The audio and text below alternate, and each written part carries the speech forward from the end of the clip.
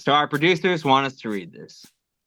What you are about to enjoy or hate is simply three friends talking football and talking out their asses. Opinions mostly is for entertainment purposes only. You may offer great insights into the NFL and perspectives no one else has. Possible side effects do include feelings getting hurt, being offended, and losing respect for one another.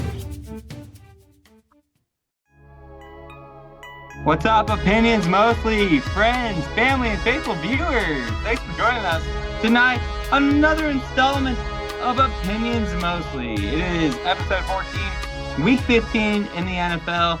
There's been some things happening, some crazy things happening. Playoffs are right around the corner. So without further ado, let me introduce the two men sitting kind of next to me. The one, the only, the man that got it all started, sitting directly across from me.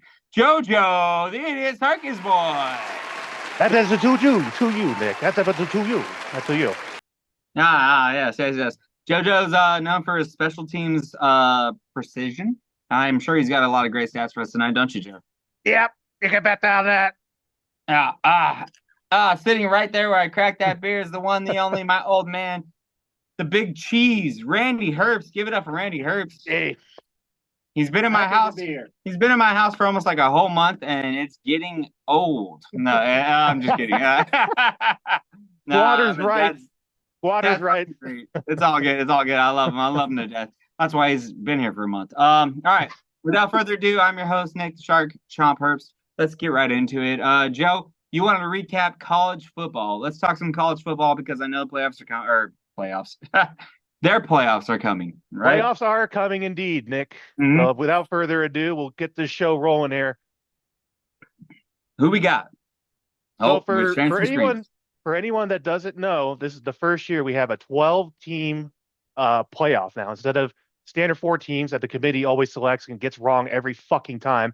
We got 12 teams that can get the gold here, the ultimate championship trophy at the end of the road there.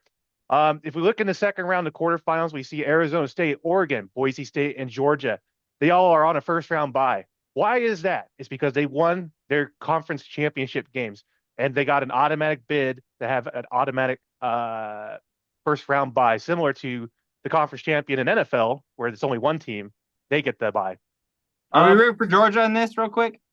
We're all on the Georgia train, right? I mean, Dad, you're probably an Oregon guy, right? No. No, Oregon? I'm not really rooting for anyone, but if you're going to ask Notre me personally, Dame. I think Oregon's going to take it all, but they got the hardest road. Now Notre Dame is an independent school, so they get the lowest slot or like a mid slot or something like that, since they don't play in a conference. They're an independent team. But we see here we got Clemson in Texas, Tennessee at Ohio State. That will be a very good first round game for sure. Tennessee. SMU at Penn State. SMU is the underdog. Let's fucking go. I'm putting my trailer on SMU's here. The horses. Yeah, I don't know about that. You know, they're we'll see about that. And then we got Indiana at Notre Dame. That'll be a very interesting game as well. Battle of Indiana. So as we progress along here, we'll get to eventually the championship. Nick, any early thoughts on any potential favorites that you might think? I already said Oregon, but I know you're questioning Georgia. Georgia's got some questions at quarterback, so we'll see what happens. Yeah, but I like Georgia because I like their play style. I like their longevity, their core team. You know, they got everything surrounding them that they need to, besides they have the quarterback, but that doesn't matter. I mean, if you got a good team, all you need is one guy to step in, and he could be nobody. He could lead the team to Super Bowls, even though it's not Super Bowls, but you get my point. I also really like Tennessee just because I got to root for the home state. So I think Ohio is still leering from their loss to Michigan last week or 2 weeks ago. You got to root for the home team, baby. Randy, any thoughts? No, again, I'm an Irish fan, been a fighting Irish fan since Joe Montana played there. You might have heard of that guy. Never heard of him. Fake quarterback. Yeah, I like the Bulldogs. Wait. I do like the Bulldogs. If it's Go not Dogs. to be Notre Dame, let it be the Bulldogs. There you Go Dogs, go Dogs, Go dogs, baby. Go dogs. Sick 'em. We could do the whole chant like Pat McAfee always does. Who's that rock coming down the track? Who's that? It's the Mean Machine in the red and black. I love it. And then like he always he used to till recently. He'd always pick the opposite team. He did. Well, in the SEC championship game against I am drawing a blank of who they lost to. Don't ask Texas. me. I don't fucking. It was Texas. They lost to Texas. Yeah, and he did the same thing. He did the whole Georgia horns down, Georgia train, and then he's like, "Give me the horns." Yep, horns are around, baby. That was great.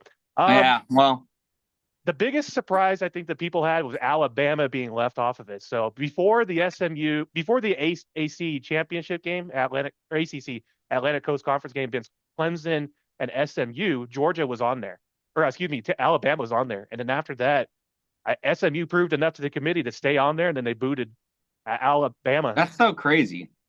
Well, they lost to Vanderbilt early on. They lost to Oklahoma, and then who was their third team they lost to? But the Oklahoma loss was devastating. One of my buddies at work, Coach, he wants to come on here one time and talk about how they should restructure this whole thing. We all know that they should restructure the whole thing. That's just the way that it is. That's the way college works. It's by committee, right? So yeah, you're kind of screwed at that point if you're not in the right spot.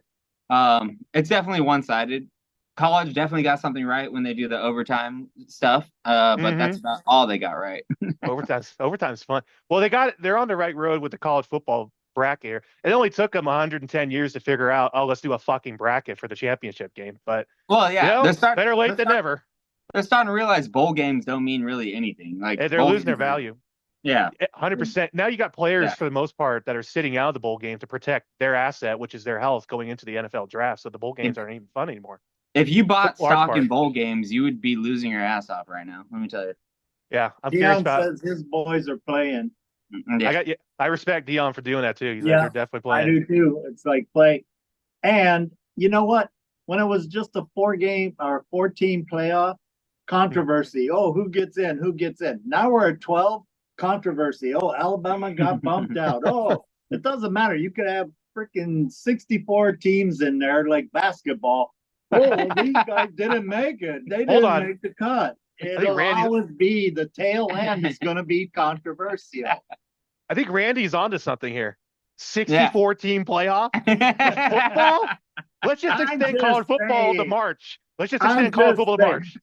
Joseph, stop. I might be exaggerating a little, but Saban brought up a good point, and there is a lot of validity in the SEC being the toughest conference, and strength of schedule is not a factor to bump Alabama out. But you go by wins, and then what's the motivation to play against tougher teams? Just play slugs and run up your winning record. Yeah. It's a problem. Yeah. Hell yeah. And Randy, to your point, the athletic director for Alabama came out and said it was our out of conference games that really screwed us over. I'm like, but then you look at the out of conference games, and one of them was Wisconsin. They blew every out of conference game out. They played some Division III teams. Thanks for bringing that up. I just remember it was Wisconsin because I was looking it up Go recently. Badgers. Anyway, so this is what we got here with the college football playoff here. What I think what's also cool is all of these teams are going to have home teams. So now you're going to have like a team like Georgia potentially fly out to Oregon or Boise State to play, like a warm team going to play a cold team for the first time in forever. That's going to be interesting. Texas going to Clemson to play in the cold weather. That'll be interesting for sure. Notable bowl games I was going through, a couple of them here. The Birmingham Bowl, the Georgia Tech, Yellow Jackets for Vanderbilt. I think Nick can also agree Vanderbilt came on strong there late in the season, winning a lot of games down there in Nashville. Early, they were all around pretty decent team. They won the first game of the season, and then they beat Alabama, and they marched those goalposts all the way down Broadway into the fucking river. Yeah, I know. Trust me, I lived that. No. And Georgia Tech, I thought they were pretty good. They put up a good fight against Georgia, the 7 overtimes about 3 weeks ago. And then also Georgia Tech was one of those teams that went to Ireland to play the first game of the season against Florida State, and they won off of a field goal. Who was Irish and got the game winner in Ireland? So good on him. Yeah, appropriate. Georgia Tech, I think this is a sneaky good bowl. Another bowl we got is the Alamo Bowl, BYU Cougars versus the Buffs. We got the Mormons versus the Buffs here. Obviously Deion Sanders and Randy touched on it. Shadur Sanders and Travis Hunter are both playing in that game. And I don't know if you know how big the Alamo Bowl is, Nick. It's huge. That place is massive. Well, yeah, you got to remember the Alamo. Damn. Yeah, that arena is going to fill up. I wouldn't be surprised if tickets are expensive AF. Yeah. Another interesting one, Marshall versus Army. Army had a season to remember. First time in 134 years, Army is both positive and won their conference. So shout out to Army for doing that. And Marshall was the team I think they faced there. I'm going to take Marshall because we are thundering Marshall. So yeah, I mean, that's, I got to give shout out to the armed forces that are actually good at football. It's crazy. But that's our college football catch up, Nick. I love it. Thanks, Joe, for bringing that up because I know there's some fans out here that have been sending us DMs going, what about college? What about college? Well, here it is. Here's your college, okay?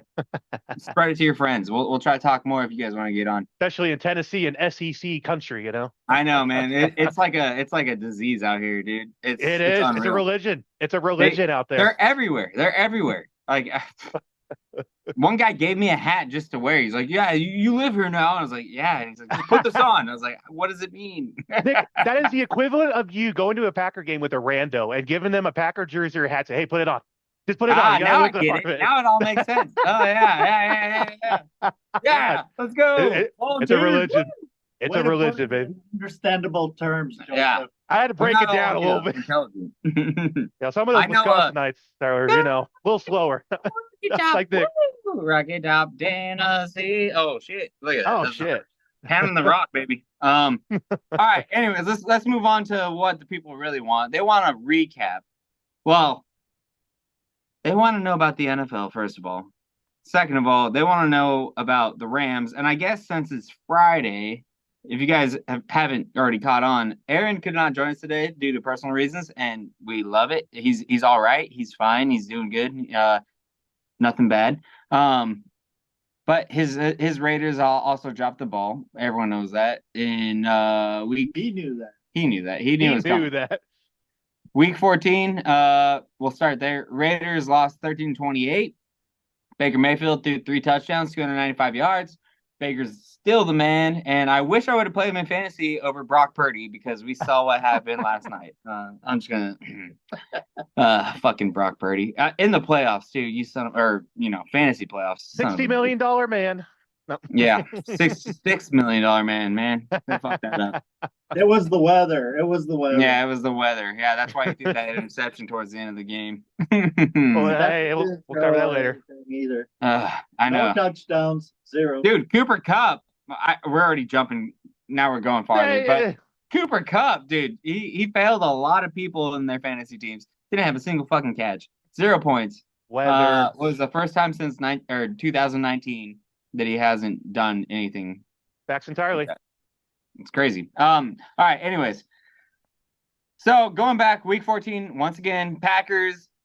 We put up a mean fucking fight against the Lions. Okay, 31-34.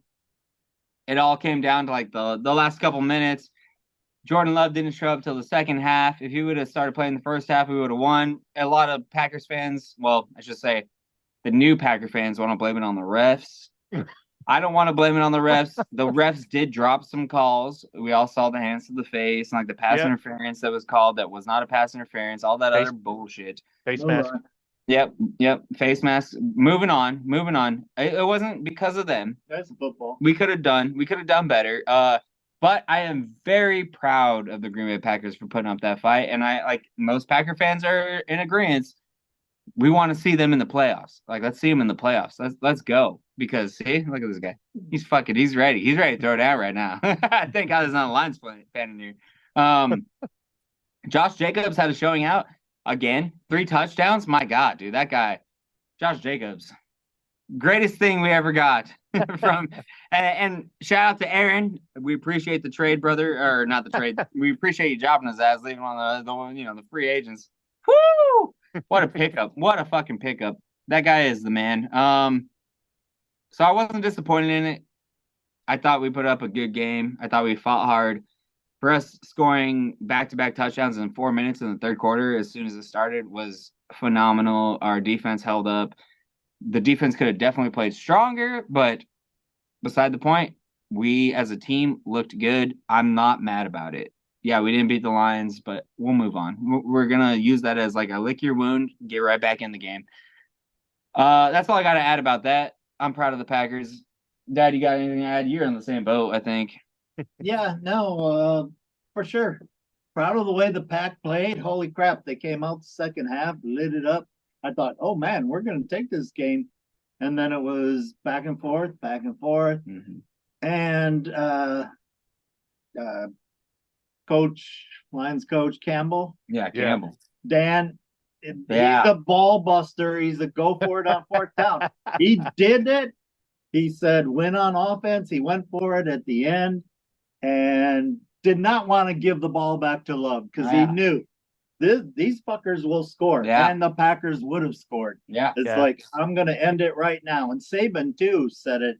If you can win on offense, you win on offense. And he did. Credit to the Lions, but fuck you. We're going to take you down in the playoffs. I love it. Yeah. That's a good point. We did shut them down on their third, fourth, and goal, or fourth. Shut them down on a fourth. Shut them down. I thought that was going to scare him out of doing that the rest of the game. I was hoping it would. Right? Because it would have been a different game if he would have got scared. But he believes in his players, and that's something that's super strong to lead the team. They got that thing going right now. Yeah, there's like a whole energy around that team. Yeah. It's just like, fuck you guys. Like, you guys got it locked in. They're looking good. Let me respond and give you my 2 cents on that. Yeah, on that game. Do. So, Nick, you said you were proud of the way the Packers performed? Yeah. Well, Nick, I hate to break it to you. Proud doesn't win championships, all right? W's win championships. Oh, my God. No. All right, well, let's look at the Rams real quick. Hold on. Yeah, I agree with you. I mean, if you're a Packer fan watching that game, you walk away from it saying, oh, yeah, we can hang with the big dogs. We can hang with the best. There's nothing to be sad about. Everything you guys said, Dan Campbell trusting in his guys, and Randy, to your point, I was going to bring up Saban the next day on McAfee. Like, if you can win with your guys on offense, that's what you do. And to your point, you don't want to give the ball back to Love. Kind of the same situation. You don't want to give that ball back to Tom. You don't want to give that ball back to Patrick. You don't want to give that ball back to Josh Allen. You know, the list goes on. I like these comparisons. Those are good. Those are all good. I'm about to say I had a preference not to say, you know. You don't want to give the ball back to Stafford. Okay.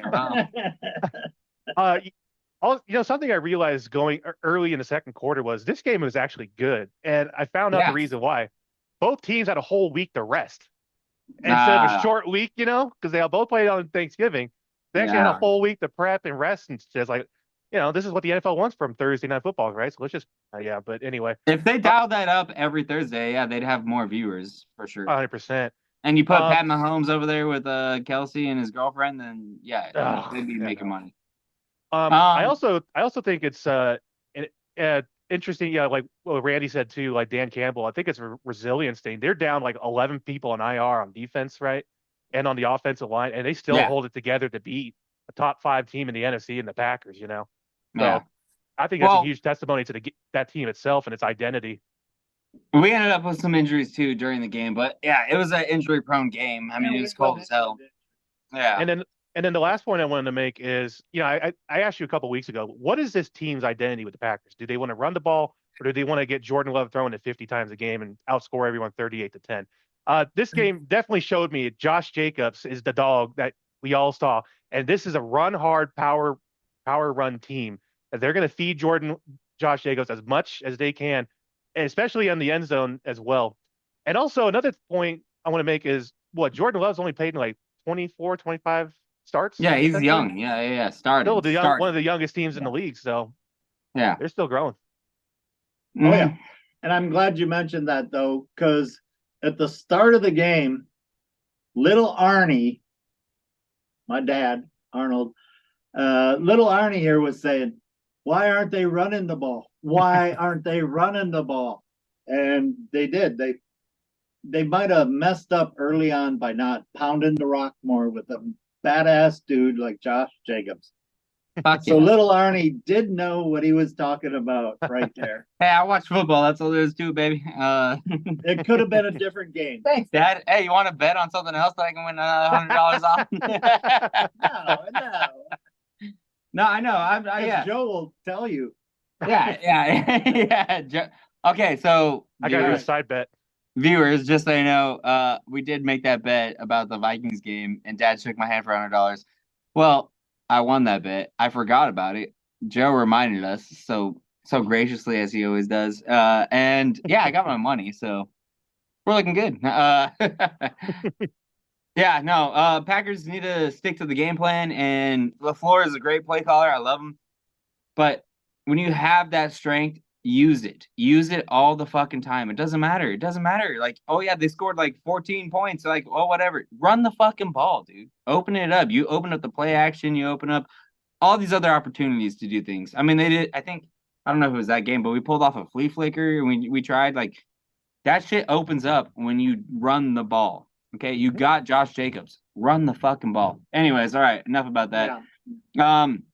Let's move on. I know, Joe, we're going back in time because Rams played last night. But let's go back to the Rams defeating the fucking Bills 44-42. The biggest over in a long fucking time. I mean, that was what, 86 points? That's the most points scored combined ever. Do you guys even have? Do either teams even have a defense? Like, where are they at? It's just, Stafford chalking it up, man. 320 freaking yards. Just yeah, it was just a back and forth game. No turnovers from either team, which is also insane. Which means they scored on I think they scored on. No, they didn't. Never mind. They didn't score on every possession, but hell of a game. We all three of us picked that the Bills were winning. I thought that too. Huge coaching error. With 1 minute and 3 seconds to go to do a quarterback sneak, and the Rams actually get that stop on the goal line. Now they got to waste timeout. That was wild. Tom Brady called it. He said, "Oh, they're losing this game." From that point, they called it on the telecast. So, but you know what? The Rams getting healthy. This is what the team was supposed to look like at the beginning of the season when they were 1-4, losing games they should have been winning. The Cardinals, the Bears, the Lions, even week 1. So, we're good start to a potential stretch here. That made me a little. I kind of questioned a little bit the Bills as an overall team just because of what happened. I mean, Josh Allen, I love him. 342 yards, 3 touchdowns. The guy was popping off. He was doing his thing. Josh Allen's MVP. I mean, do you think so? I think this game maybe solidified it. I mean, me. That puts it into perspective. Why isn't Joe Burrow considered? This is my dog daughter. Oh. Yeah, we adopted May today, so she's officially shout out. Hey, May. My daughter. Hey, May. And Dad that's his granddaughter. My granddaughter. He just starts like beating her. You son of a bitch. God damn it. But I could do a lot of that. But Puka Nacua, I want to give credit to him. Hey, that motherfucking Puka Nacua. Oh, May. No, it's okay. I got it. I started it. May. Hey. Puka Nacua is the man. No. He's a good hard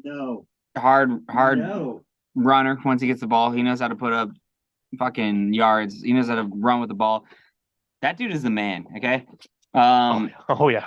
I love Puka. It's crazy. He's overshadowing Cooper Kupp, and who would have thought? Who would have ever seen that coming? Next year when we do fantasy football and everyone's drafting, Puka will go higher than Cooper Kupp. Oh yeah, no questions asked.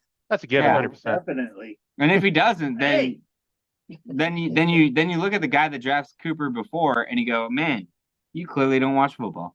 All right. Let's go back to Sunday, December 8th, week 14 in the NFL. Jaguars pull off a 10-6 win against the Titans. Fucking Titans at home. Miserable, just miserable. I think I picked the Jaguars. No, did I? We all picked the Jaguars. No. We all picked all three of. I think you and I picked the Titans, and Aaron picked the Jags. Fucking Aaron. Even without Lawrence, Mac Jones found a way to win the game with 2 interceptions. I mean, you gotta love it. I know. Oh my God. There's nothing further to say about this game. Yeah. Well, no, there is. The stadium was empty. There was nobody there. I mean, you could buy a ticket. You could buy a ticket for $7. They were trying to they almost started paying people to come see the game. It was crazy. Yeah, go Jags, dude. Go Jags. I still love the Jags. I know they got no shot in anything, but next year, I love the Jaguars. Yeah, Titans. All right. Home team. Yeah, but not on this one. They fucking suck. The Titans aren't even worth watching. Jets losing the Dolphins 32-26. This is Joe's favorite game. Fucking Aaron Rodgers, 339 yards, 1 touchdown, and they lost.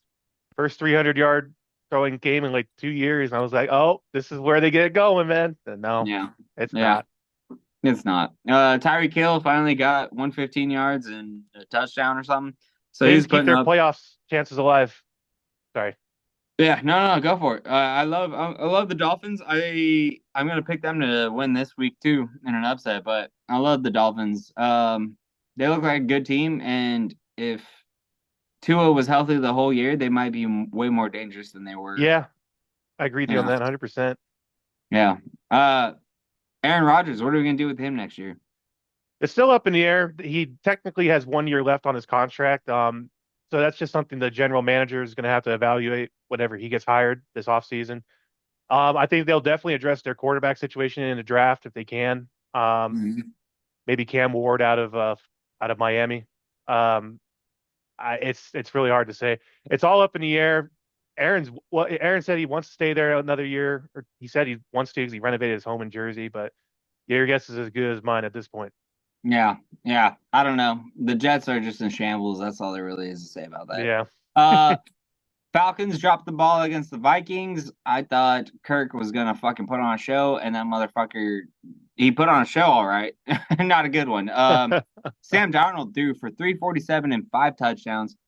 Once again, solidifying that Sam Darnold, this motherfucking nobody, again, is just fucking leading the Vikings to wherever the fuck they're going. I don't know how strong the Vikings are. If they make the playoffs, I don't know how strong they're gonna be. I'm gonna say that they drop it again just because of the heart in the game. But I'm impressed. I'm impressed. Fuck, I don't really know what to say because I don't really want to talk about the Vikings. In my opinion, 11-2. In my opinion, the Vikings are playing with house money right now. They're gonna go as far as they can with no stress at all. And then the overlaying question is, what do they do with Darnold? Do they franchise tag him? Do they sign him to a 4-year contract?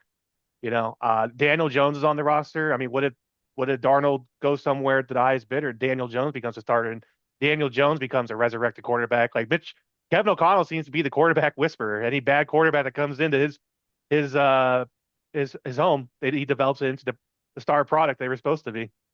Vikings. I'll tell you right defense, now, if Vikings don't franchise tag Sam Darnold, or even just not even tag him, let's just say, like, you know what, you got another year or 2 years here, or just try to develop him a little bit more, they'd be fucking up.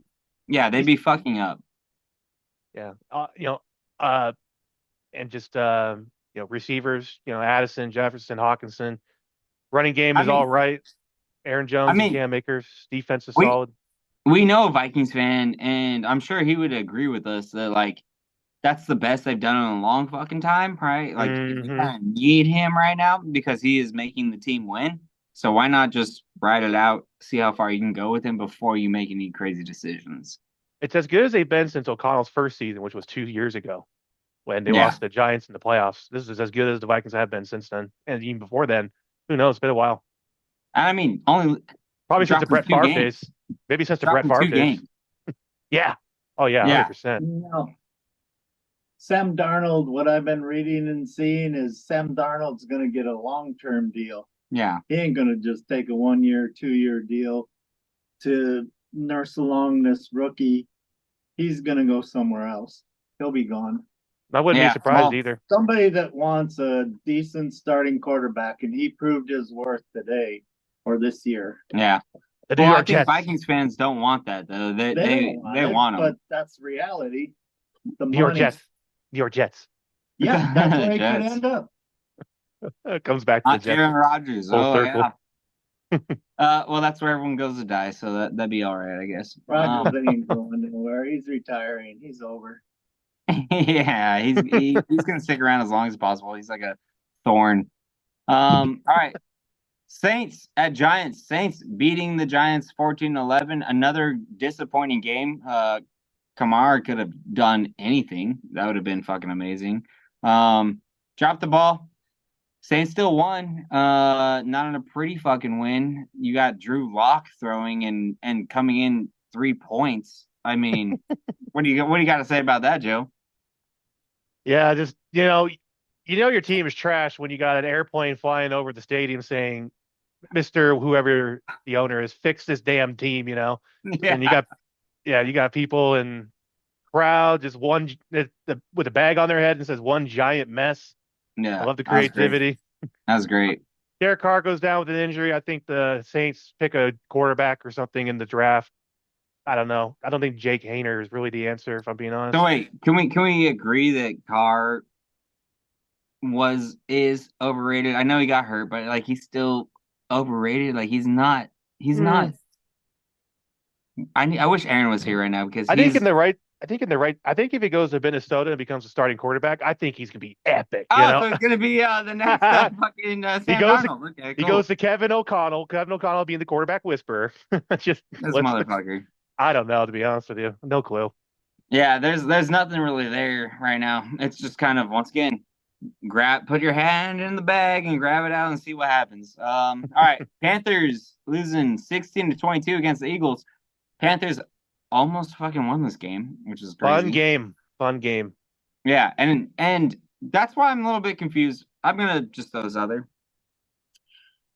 Why is everyone so hot on the Eagles when they're not a consistent, solid team? Why is this like, oh yeah, the Eagles are going to win the Super Bowl? I hear people say that all the time. What are you fucking watching? I mean, they're 11-2. So are the fucking Vikings. You don't say they're gonna win the fucking Super Bowl. What is going on with this? What is this hypocrisy? I think it's the plethora of talent they have, especially at the running back position, that the Vikings don't have technically. The fact that this organization has been to the Super Bowl in the last couple of years with the starting quarterback Jalen Hurts, and all-star, like I said, all-star receivers and AJ Brown and Devontae Smith. I know that all the drama that's put on the air and in the media this week about them, that's just the Eagles being the Eagles. What else is fucking new? And obviously their defense can make plays. I think they're just a very loud team, if I'm being honest with you. Loud as in good loud, or like as loud as in shut the fuck up? Loud as in there's just a lot of noise, both good and bad. Yeah. It's interesting for sure. Yeah. I have them as a top 3 or 4 NFC team. I don't know if they can go that far because of how good the Lions are, and Vikings throw in the Rams. Shout out the Rams and the Packs. Yeah, it's like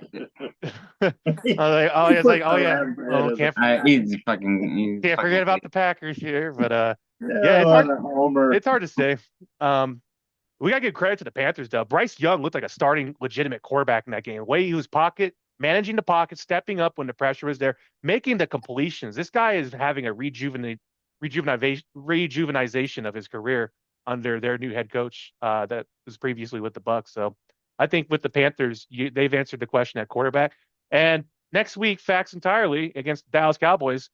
First game in 33 games for the Panthers. They are actually favored with the spread. Well, I want to touch on since we're talking Philadelphia, I'm just gonna skip this for later. I'm just gonna do it right now.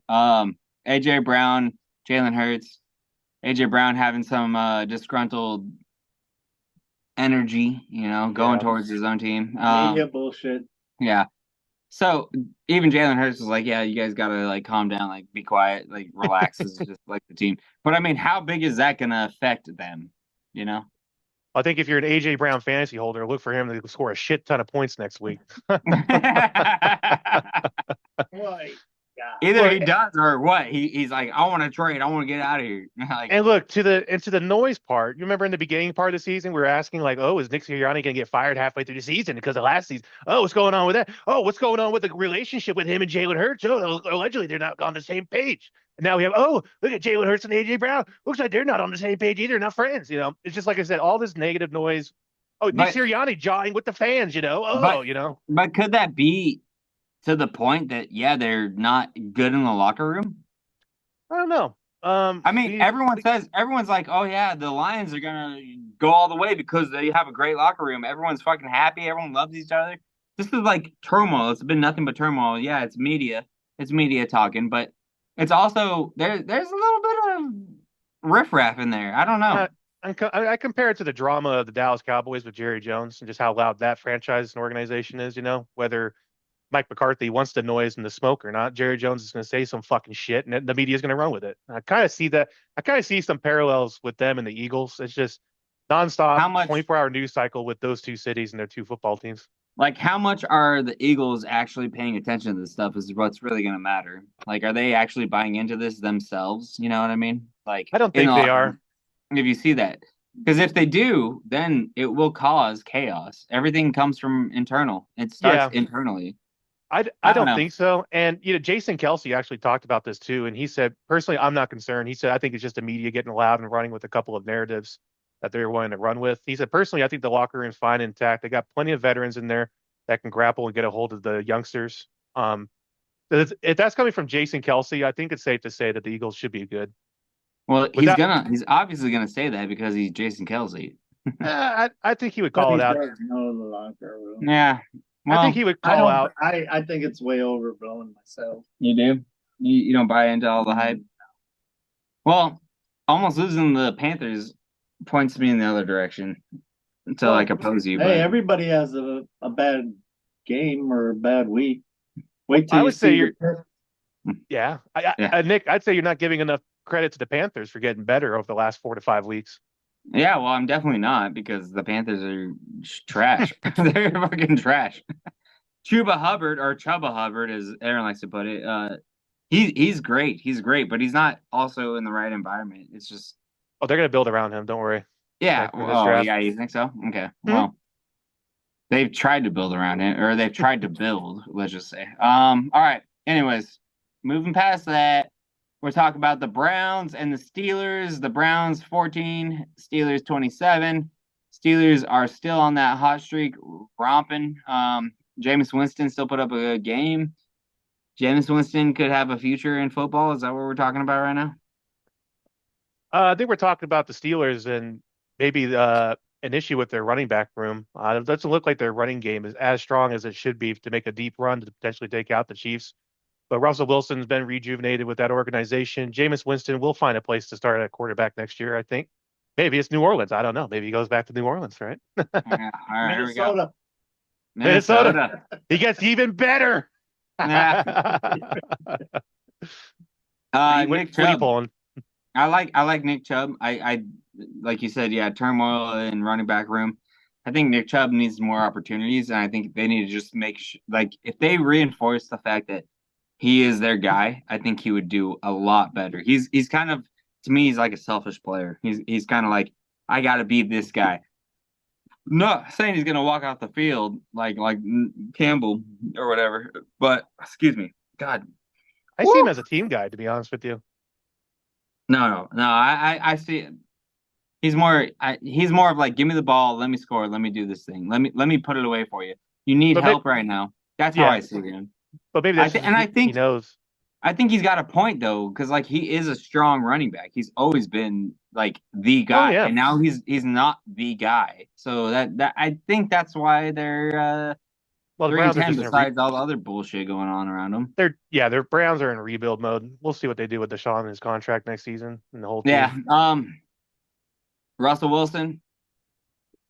I mean, he's Russell Wilson, dude. I hated on that guy for a long time, but he's apparently shown us his true colors and his true skin, Would you disagree with me if I were to tell you Russ would sign with the Steelers on a 3-year deal, and that is their window for the Steelers to go win a championship?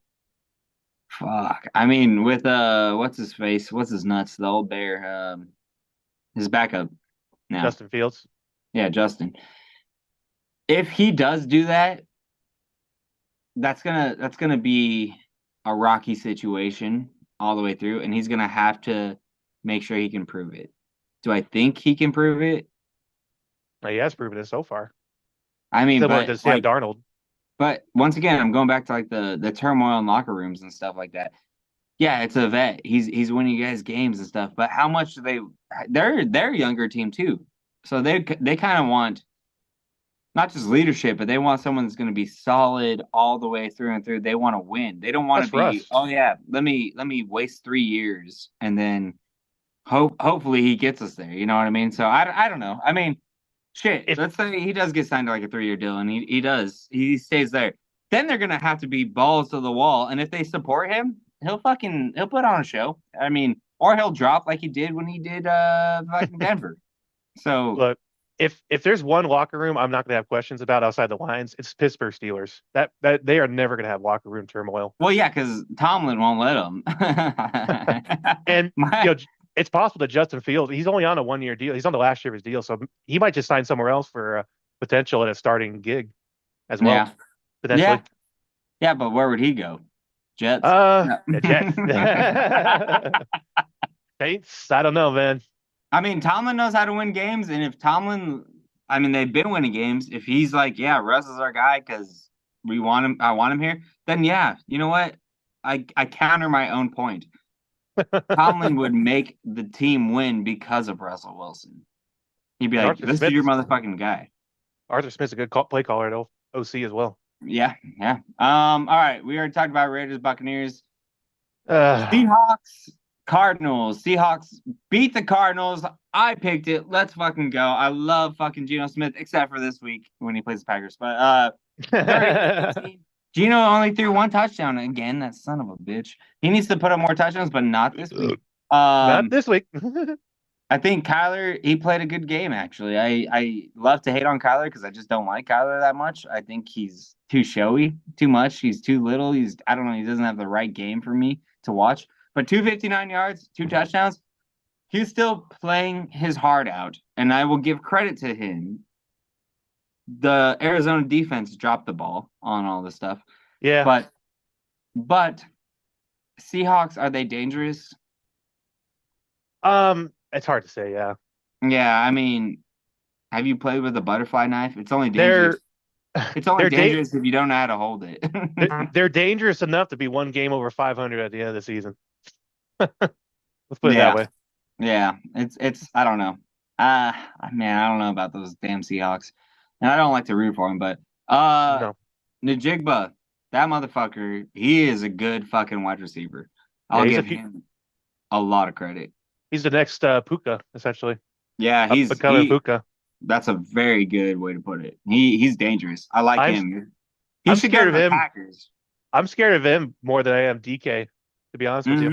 And Tyler Lockett. Oh yeah, 100%. I 100% agree with that. Well, Tyler Lockett hasn't done anything for.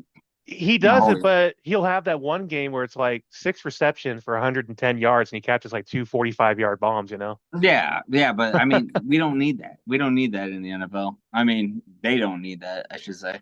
All right. Bill. Oh, wait, we already talked about that. Sorry.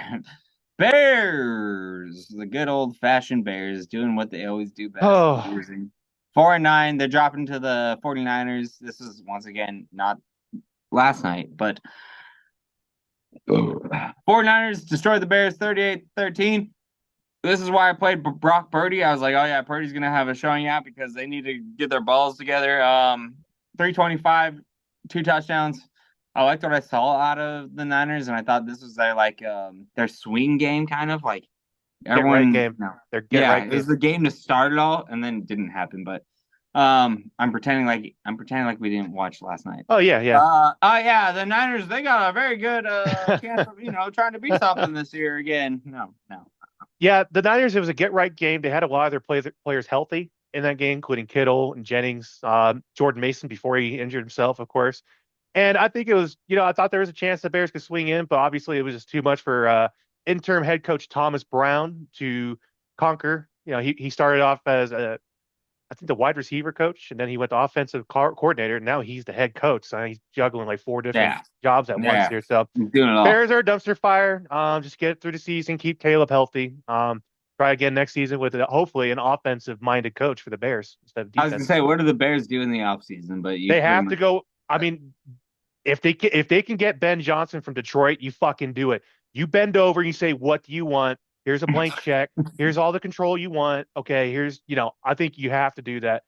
Yeah. If you can get Ben Johnson, great. If not, your head coach search has to be limited to offensive play callers, not defensive coordinators, defensive head coaches. No more. Yeah. Yeah. Times have fucking changed, Bears. This isn't 84 or 40 or 1947 where the defense can control the team. All right. You got to get an offensive fucking play caller. Change your scheme, change your play call, change your fucking coaching staff. The whole philosophy of defense first, Yeah. Yeah. I mean, what's DJ Moore? Yeah, DJ Moore. That fucking guy, he's still good. He's really good. Baller. He's a baller. Him and Caleb together, pretty dangerous. Keenan Allen. Yeah. And Keenan Allen said he might re-up there with Chicago, so build your offensive line, and it's hold on. No, never mind. Just keep going. Keep going. All right. Nero got it. This is where somebody would write music. Right. Well, I know. Well, Dad, I had to record with Mom. All right, Joe, keep talking about actually tell me what you think about the 49ers real quick. Well, the 49ers, they got a big dilemma where are they going to pay Brock Purdy or not? Do you pay him the top dollar, $60 million a year, like Dak Prescott is? Or do you pay him somewhere in the range of like $35, $40 million a year, like a respectable quarterback should be paid nowadays? But the problem is he's still got that seventh round dilemma attached to him. It's like, well, he's still drafted last overall. It's like, is he really worth a franchise quarterback payment? They got some questions to answer for sure. They got questions to ask about Debo, Brandon Ayuk. He just re-upped and now he's out for the year. He comes back fresh next year for ACL. Debo's dropping passes left and right. You keep him. Trent Williams finally starting to get injured. Once again, we're just getting cracks in this 49ers team that's been going deep in the playoffs year in and year out the last 5 years or so. We're going to. Sorry, Joe. Sorry. But you're right. Everything you said was spot on. Sidebar. All right. Chargers 17, Chiefs 19. This was a game that we all kind of were like, God fucking damn it.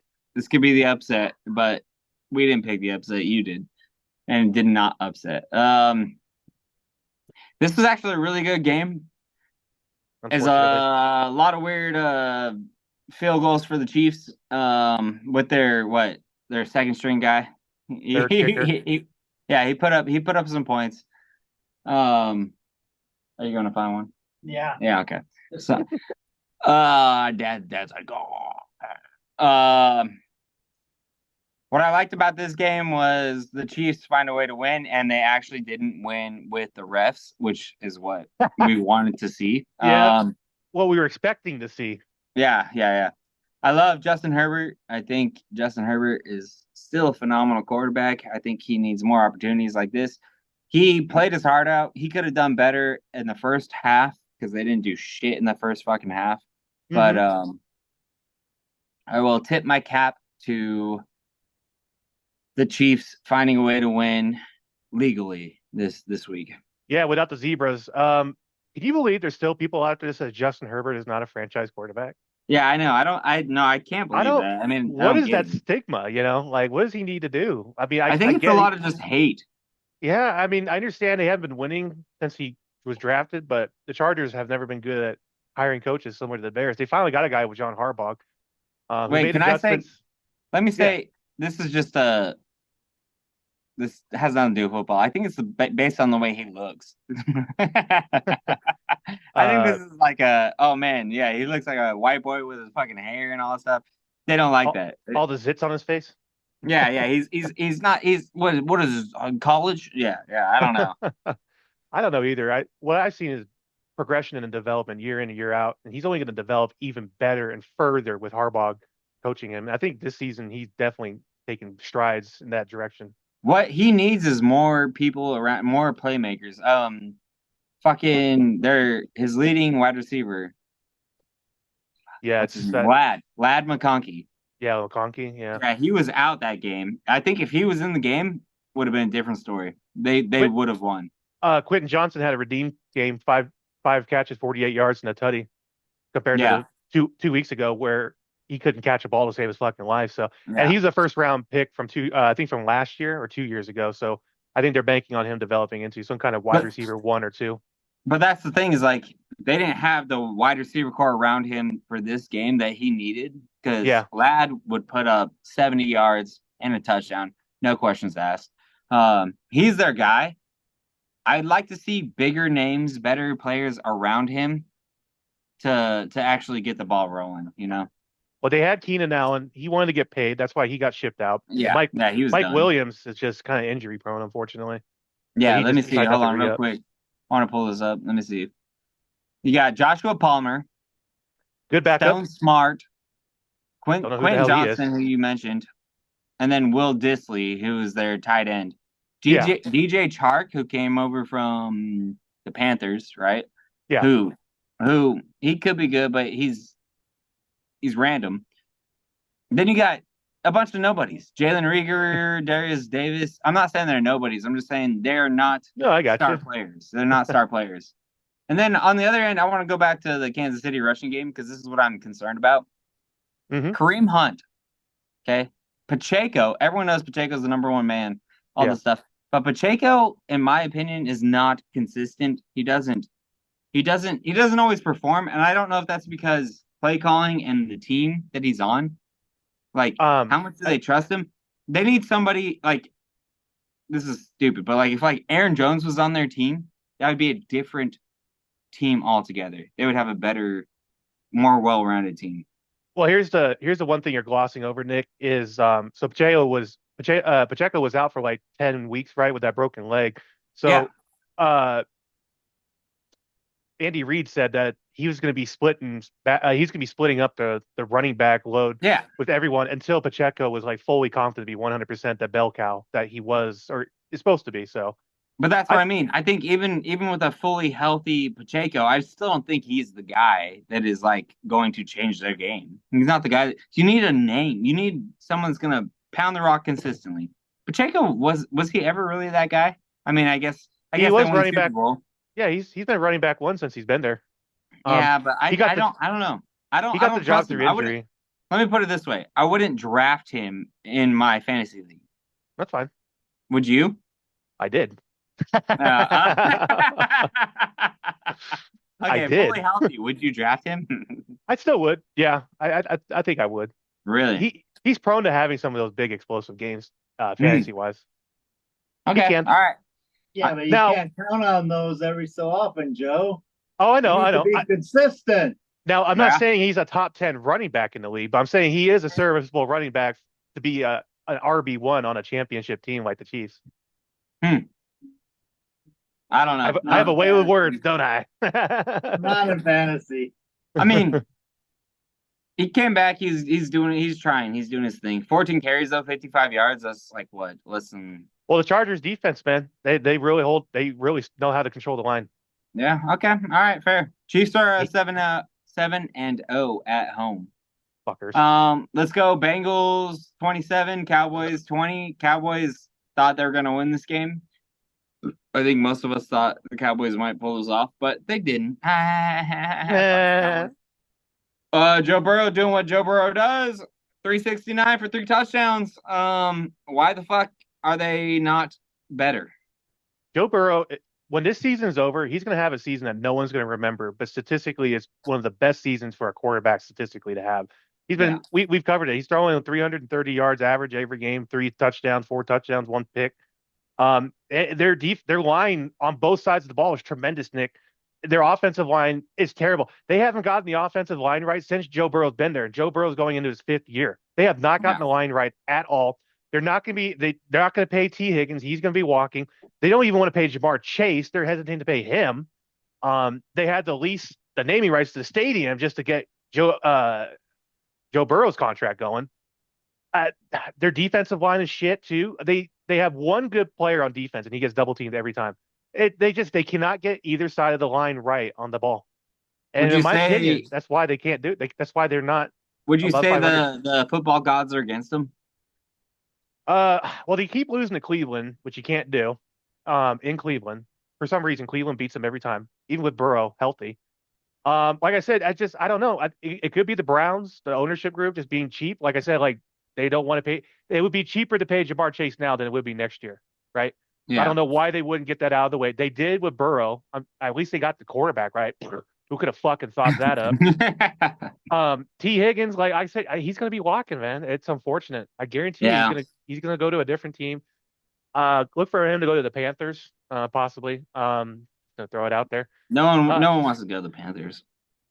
Well, we'll even if they gave him a good deal, I don't think he's going to the Panthers. David Temper has a money printing machine at home. This guy just prints fucking money. But you want to win. You want a Super Bowl ring. You don't want to fucking go for money. Yeah, that team's growing, but I think, I mean, what's your assessment, Nick? I just think the ownership is cheap, and for whatever reason, the GM cannot get either offensive line or defensive line correct. Well, my main concern is I agree with you on everything you said about the Bengals. The Bengals should be winning games, but their offensive line, needs to hold up more. I'm looking even Chase Brown, their running back. That guy is fucking phenomenal. He's good too. They need to keep him on for a long fucking time. Okay, wait, this might be way like crazy, but he's better than Jamar Chase. He's better than Joe Mixon. He's way better than Joe Mixon. Well, that guy deserves more opportunity. Let that guy fucking eat. I want to talk about the Cowboys because who doesn't? Shit team, shit ownership, shit fucking play calling. I mean, you already know how I feel about McCarthy. Yeah, McCarthy did what he did with us, and he got us the Super Bowl. Motherfucker's washed up. Get him out of there. Get rid of him. Credit to McCarthy for working with the ingredients he has at this point in the season. It doesn't look like anyone on the Cowboys has given up, like player-wise. It looks like he still has the locker room, even though they're losing these games. And, it goes back to the beginning of the season. Bill Belichick was available. Why didn't you go get him? Yeah. Well, that's my point is like, it's not really my point, but they need to just start fresh. They got to rebuild. They got to do the whole thing all over again, and they got to get Jerry Jones to like surrender. His son, Stephen Jones, I think he said there was already a report that said the Cowboys are going to be even more stingier this offseason with money spending for free agents, even more so than last season. They have a tighter wallet for whatever. Well, isn't that just great for them? How would you not be upset if you're in the locker room? I don't know. I mean, well, you got Micah Parsons, who, he's a leader. He's a captain of that team. He's probably just trying to keep everyone together. And, like, we could still finish strong, guys. Like, we can still make it to the playoffs, Credit to him for trying to be a leader and trying to, also he's still a menace on the field causing ruckus. Yeah, but aren't you see him blow up on the sidelines the other day? We'll cover that. Oh, we're going to cover that. Let's just cover right now. On the block, on the special teams for the Fandangle. There's really no rhyme or reason what the Cowboys are going to be doing. They can't win at home. They can't get player personnel right. It looks like they found a running back in Rico Dowdle. It looks like it looks like they did find a gem in the rough. But I know what every Cowboys fans think as I talk to them. They're like, Jerry Jones, like you said, Jerry Jones needs to step away. We need to have a new coach. We need to have outside people. We need to stop having the kids and Cowboys franchise make decisions. They're essentially the Los Angeles Lakers. The Lakers only hire and pick people that were within their organization or played for them. Hiring JJ Redick outside of Darvin Ham 2 seasons ago, these are like the two head coaches that are like legitimately are outside of the Lakers organization that they actually reached out to hire someone.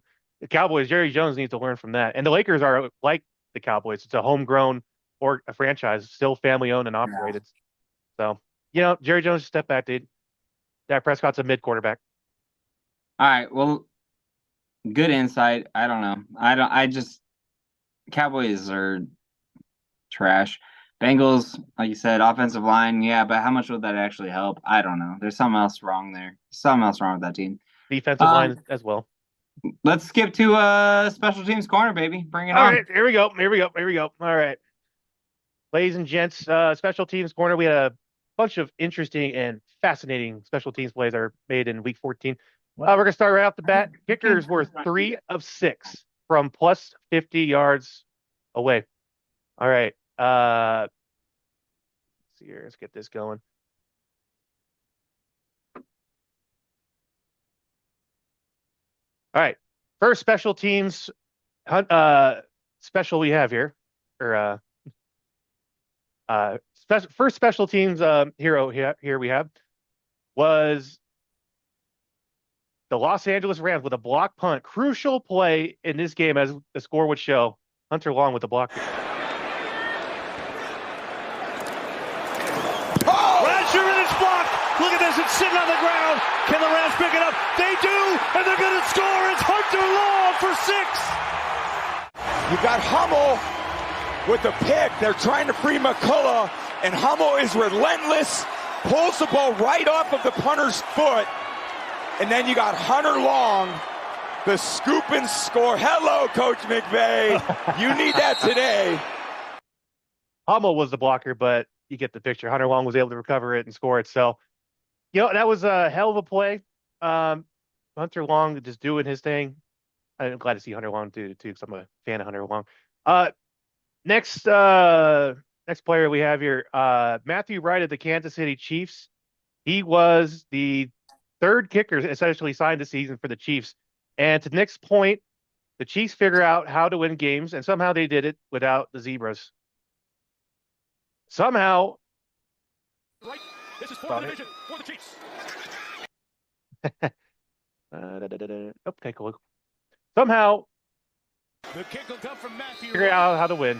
This is for the division for the Chiefs. Just wait for it here. Wait for it. Randy, that's not supposed to happen, right? Randy, that's not supposed to happen where you doink it off the upright. If you look, no, and it goes in. Yeah, you look on the top left corner, the double doink here. The doinkings are not supposed to go in. And somehow Matthew Wright did it, and he was also 3 for 3 kicking the ball. So good on him. Like I said, figure out how to win games here. Yeah, that's just Kansas City showing off. We just bounce it off the goalpost. For the game winner, by the way, with no time remaining at all. Showing off. Last hero I have, I guess it isn't really a hero per se. It's more of the Cowboys' inability to play the game of football. Here, Turpin, if you can help it. So they get the block here, which is great.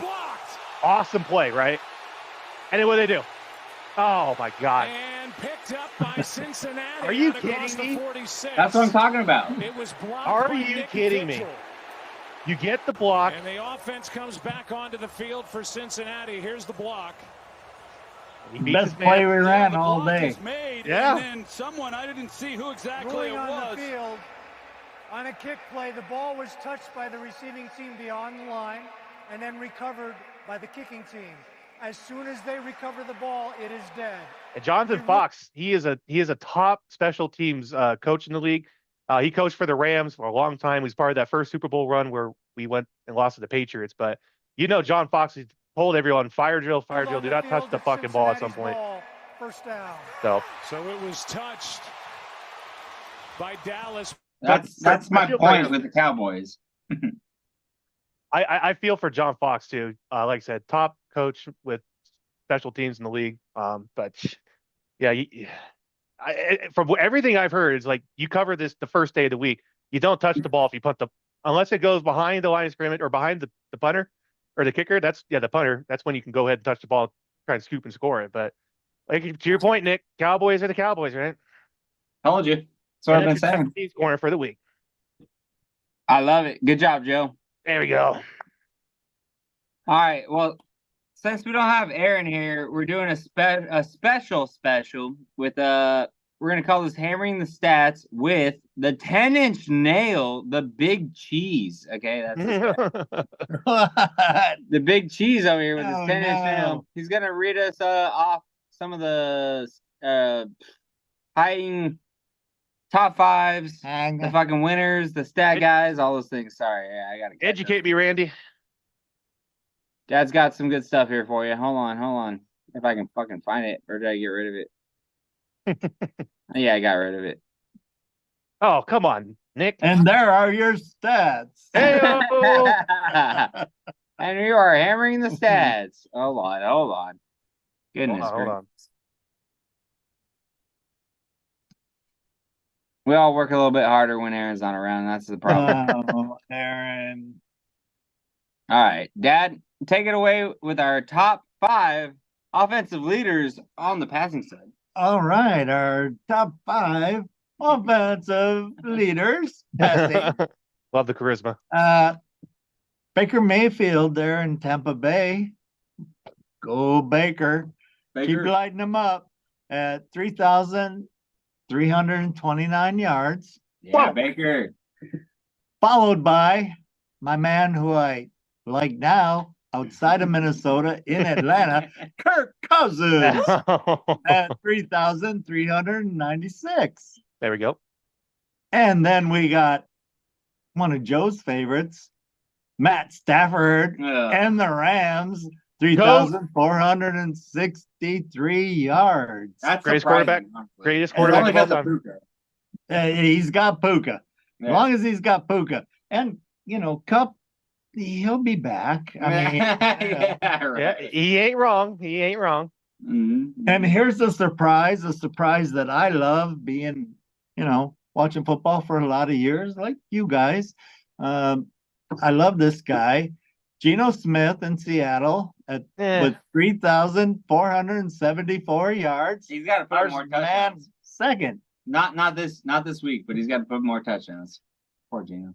And I know this leader is a big fan. You guys are big fans of this guy, or some of you are. And I'm a big fan, but I just don't get it. The record sucks. And yet, Joe Burrow keeps lighting it up with 3,706 yards. Yeah, he's Come on. He's what got the hell? It's unfortunate he's not an MVP candidate because of their record. They're going to forget what kind of season he had 10 years from now. Historical season quarterback-wise. Yeah. I mean, he is the light of their team. Yeah, he's the guy. He's all they got. He is Mr. Bengal. Oh shit! Oh, she. Yeah, it is right. Oh, she. Yeah, oh, that's worse. Sorry, we had a daughter interruption. Granddaughter. Good old me. All right. So there you go. On the receiving side, let's go. Joe, want to take a guess at who's number 1? Justin Jefferson. Don't cheat. Don't cheat. Justin Jefferson or Jamar Chase? Well, yeah, either one would have worked. So we'll just jump to the top of the list. It's Jamar Chase, 1,319, followed closely by Jefferson, piece of shit in Minnesota. I didn't say that out loud. At 1,170. Oh, good. Although he is my fantasy, so go Justin, I guess. How dare you? Oh, my God. Hey, it's fantasy football. I thought there was a policy with Packer players. Oh, CD Lamb. He's in 3rd. How can that dropping ass son of a bitch be in 3rd with 973 yards?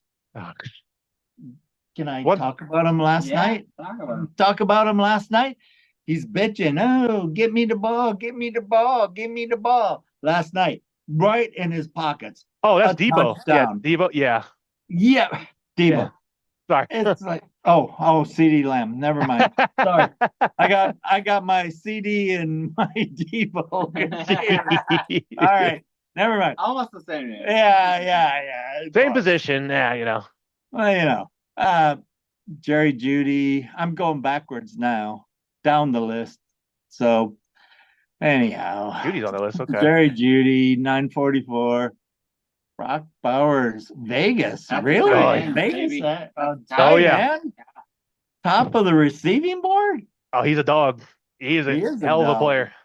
He'll go high in fantasy drafts if he's like a Travis Kelce. You know what I mean? People are going to be like, oh, yeah. If they get the right quarterback in there, throw him touchdowns. Yeah.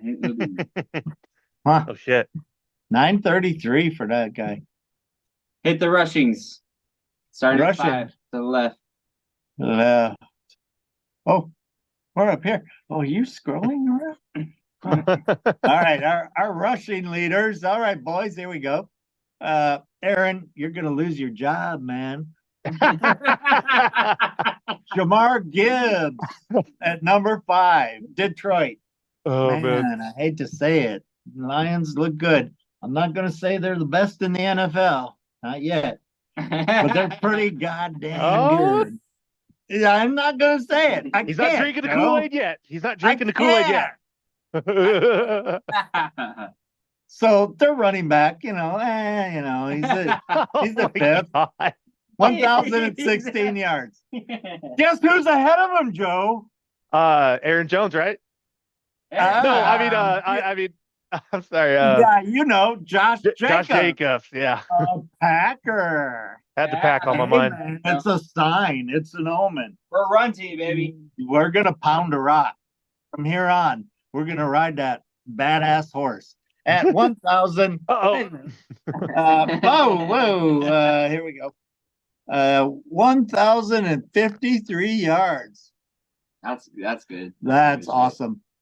And in third place, we got Kyren Williams with your team, Joe, the Rams. He's a dog. Notre Dame product, too. 1,121 yards. Yeah. Followed by a bad man. Everybody, I think, has a lot of respect for him. He's a bad man. Derrick Henry, 1,407 yards. He's a bad man. Which is surprising because they've been silent. He's been silent lately. A little bit, yeah.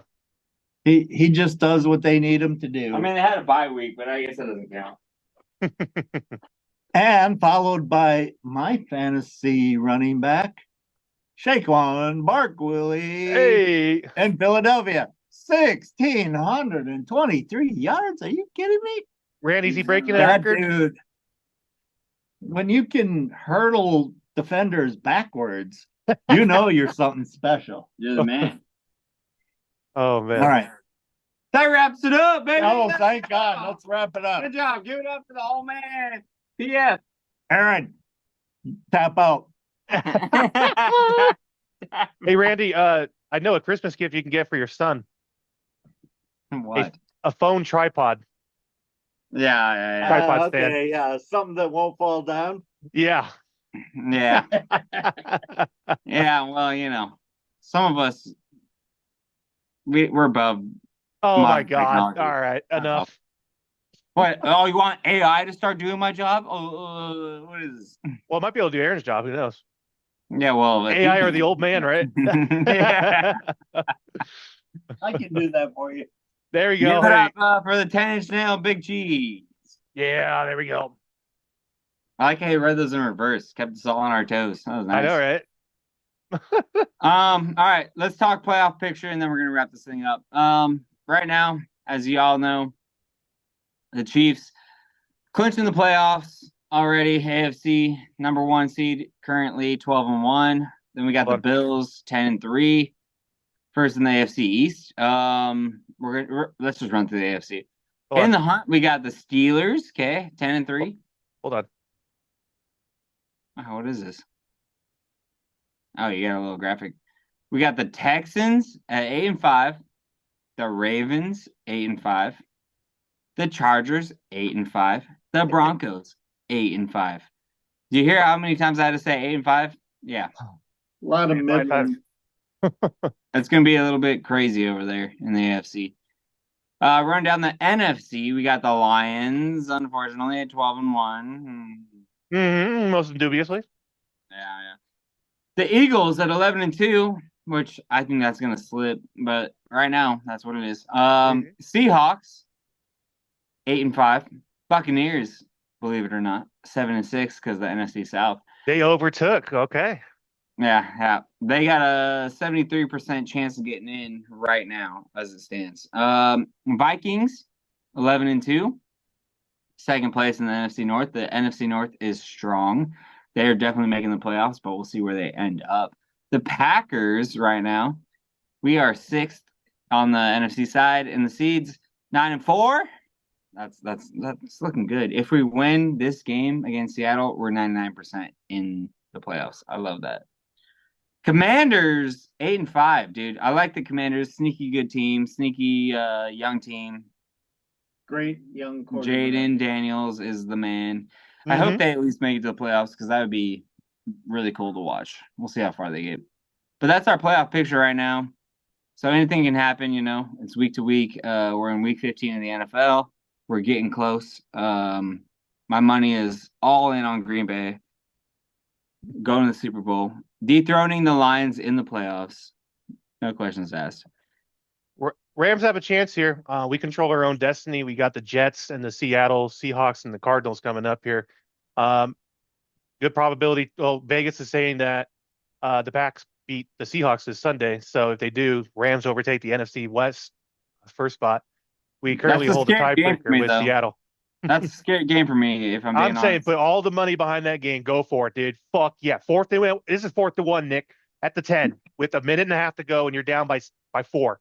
All right? Just want us to win. Yes. Put all the money behind the Packers this weekend.